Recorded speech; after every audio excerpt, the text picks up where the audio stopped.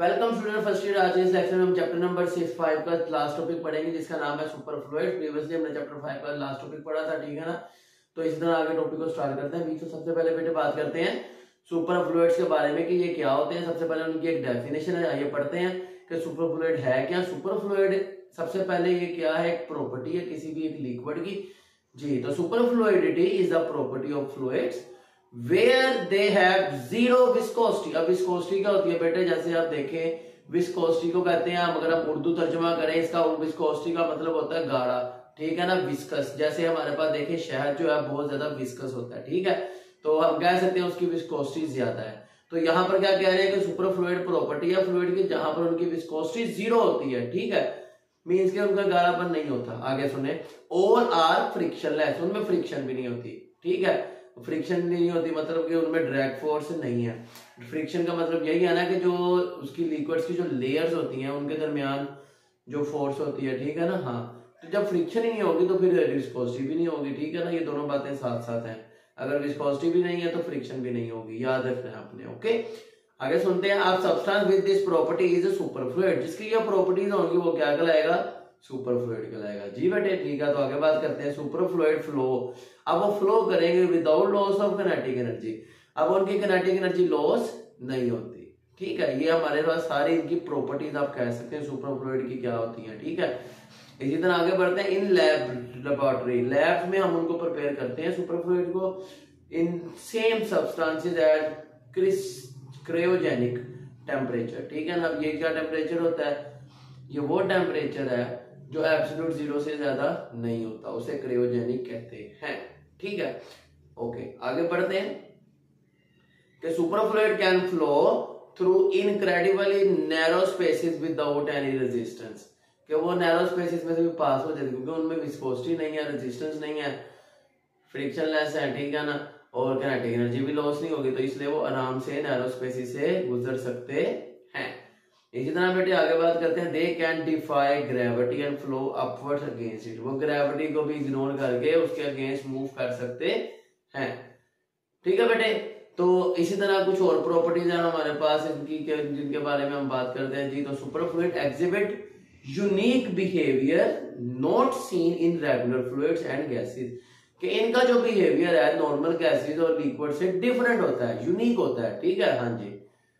और for instance कि अगर हम बात करेंगे हीलियम 3 किसकी एग्जांपल है, इन्हीं की एग्जांपल है सुपर फ्लूइड्स की। Helium 3 can climb container wall and escape a phenomena known as film flow. अब फिल्म फ्लो क्या है तो आप बताएंगे, हीलियम 3 किसी कंटेनर में आपने उसको फिल किया है कि हीलियम 3 के जो कि सुपर फ्लूइड है, तो वो कंटेनर की वॉल के साथ साथ अपवर्ड फ्लो कर जाता है, ठीक है, और वो एस्केप और उससे बाहर निकल आता है, जो क्या है एग्जांपल किसकी है, सुपर फ्लूइड की। और इस प्रोसेस को कहते हैं फिल्म फ्लो, ठीक है, फिल्म फ्लो। इसी तरह बेटे आगे बात सुने। व्हेन स्टेट, स्टेट का मतलब है मिक्स करना, हिलाना। जब हम उनको मिक्स करेंगे क्योंकि उनमें फ्रिक्शन नहीं है, विस्कोसिटी नहीं है, तो क्या होगा, when state superfluids create persistent vortices unlike other that settle. वे क्या क्रिएट करेंगे, वोर्टिसेस क्रिएट करेंगे जो कि दूसरों में सेटल हो जाते हैं, वो ऐसा नहीं है, ठीक है। जैसे आप देखें ना, आप दूध को मिक्स करते हैं, चीनी मिक्स करते हैं, तो वो मूव करते हैं, उसमें simple circular motion, rotary motion आ जाती है पार्टिकल्स की, ठीक है, लेकिन इसमें ऐसा नहीं होता, ठीक है। ये सेटल डाउन ही रहता है, जितना मर्जी मिक्स करो कोई फर्क नहीं पड़ना, ऐसा लगेगा ये रेस्ट में ही है, ओके, ये मतलब है।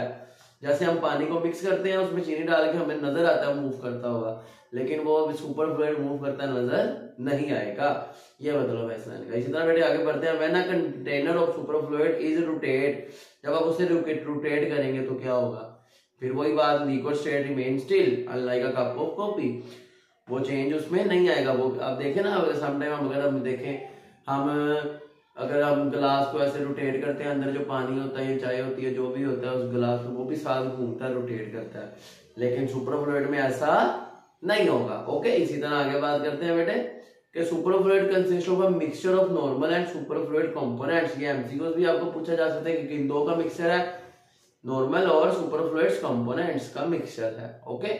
इसी तरह some super fluid have high thermal conductivity and varying compressibility. अब थर्मल कंडक्टिविटी क्या है, ये आपने ग्रेड 9 में पढ़ा था, ठीक है ना। हीट का फ्लो, उसमें टेम्परेचर आ जाता है, टेम्परेचर डिफरेंस आ जाता है वगैरह वगैरह। इसी तरह आगे आ जाता है टेम्परेचर, उसकी कंप्रेसिबिलिटी, कुछ चीज़ों को आप कंप्रेस कर सकते हैं लिक्विड को, लेकिन आपको याद होगा कि लिक्विड्स की तो डेंसिटी क्या होती है, इससे यूनिफॉर्म होती है, उनको आप कंप्रेस कर ही नहीं सकते।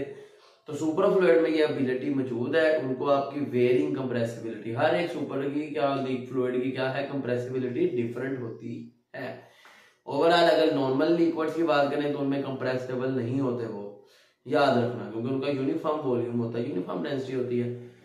इसी तरह बेटे आगे बात करते हैं, super fluids are not super conductor, super conductor नहीं है। For example helium 3 and 4 do not conduct electricity, क्योंकि हमने अभी इनको कहा ना कि हम लैब में बनाते हैं, टेम्परेचर क्रायोजेनिक होता है, बिलो अबव नहीं होता उससे, किससे, एब्सोल्यूट जीरो से। अब एब्सोल्यूट जीरो पे जो कंडक्ट करता है उसे हम बोलते हैं सुपर कंडक्टर, लेकिन ये सुपर कंडक्टर नहीं है क्योंकि ये इलेक्ट्रिसिटी को अलाउ नहीं करते। ओके, आगे बात करते हैं। For example helium 3, helium 4, some Einstein कंडेंसेट्स,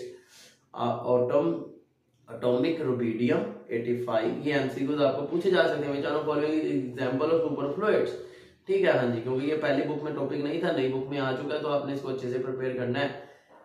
फिर lithium 6 atoms at 50 nano kelvin, ठीक हो गया, तो ये एमसीक्यूज आपने ज़हन में रखने हैं। आगे atomic strontium, possible inside neutron stars में भी होता है, ठीक है। अब आगे हीलियम 4 को डिफाइन किया जा रहा है, जो अगर आपको शॉर्ट आ सकता है, एमसीक्यू में पूछा जा सकता है कि हीलियम 4 क्या है।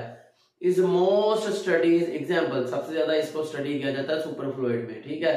It changes from a liquid to super fluid, अब कब कन्वर्ट हो रहा है, to below its boiling point, boiling point से नीचे क्या है वो -452 फारेनहाइट, जो उसने बता दिया इतना टेम्परेचर पे वो क्या होगा, सुपर फ्लूइड होगा। It move as a normal liquid, उससे नीचे वो क्या करेगा, इससे मूव करेगा लिक्विड के जैसे, लेकिन उसकी विस्कोसिटी नहीं होगी, याद रखना है आपने। तो बेटे आगे बात करते हैं इसकी एप्लीकेशन की, हम इनको डेली लाइफ में कहाँ यूज करते हैं। सबसे पहले नाम है जी हीलियम 4 का, हम इसको कहाँ यूज करते हैं, एमसीक्यू आ सकता है। तो सुने, हीलियम 4 सर्व एज, इसको हम यूज करते हैं as a coolant for high field magnets. अब मैग्नेट्स जो हाई फील्ड होते हैं उनसे आपको पता है मैग्नेटिक इफेक्ट है किसका, करंट का, उससे हीट भी जनरेट हो जाती है समटाइम, तो उसको कूल करने के लिए हम इसे यूज करते हैं, ठीक है।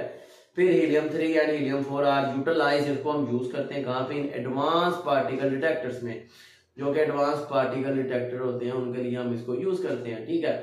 इसी तरह they also use in scientific research and medical uses. तो बेटे ये था हमारा लास्ट टॉपिक चैप्टर नंबर 5 का, जो कि बहुत इंपॉर्टेंट था। उम्मीद है आपको बात समझ आ गई होगी।